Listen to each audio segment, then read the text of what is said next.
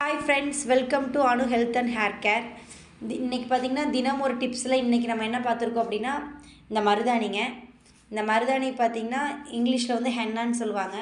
இது ரொம்பவுமே அதிக மருத்துவ குணம் உடைந்தது. இது வந்து நம்ம கைக்கு மட்டும்தான் பயன்படுத்தியிருக்கோம் அப்படின்னு சொல்ல.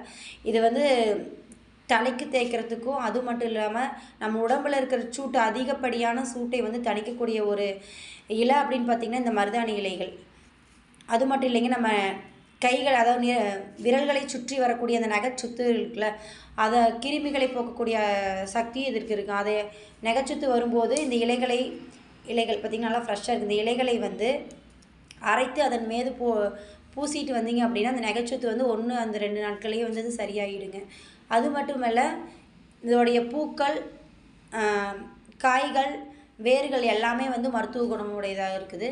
இந்த மருதாணி வந்து மாதத்தில் ஒரு நாள் கண்டிப்பாக கைகளை வச்சோம் அப்படின்னா இயற்கையில் வந்து கிடைக்கக்கூடிய இந்த மருதாணியை வச்சிங்கன்னா உடம்புல ரொம்ப அதிகப்படியான ஹீட்டில் இருக்க உடம்புல பாடி எல்லாமே கூலிங் ஆயிரும். செயற்கையில் கொடுக்குற அந்த மருதாணி எல்லாமே யூஸ் பண்ணாமல், செயற்கையில் இந்த கோனில் அடைச்சி கொடுக்குறாங்கல்ல, அந்த மாதிரி யூஸ் பண்ணாமல் இந்த மாதிரி இயற்கையாக நம்மளுக்கு ஃப்ரெஷ்ஷாக கிடைக்கிற மருதாணியை யூஸ் பண்ணோம் அப்படின்னா நம்ம உடம்பு வந்து ரொம்பவுமே ஆரோக்கியமாகவும் குளிர்ச்சியாகவும் எப்போதுமே வந்துட்டு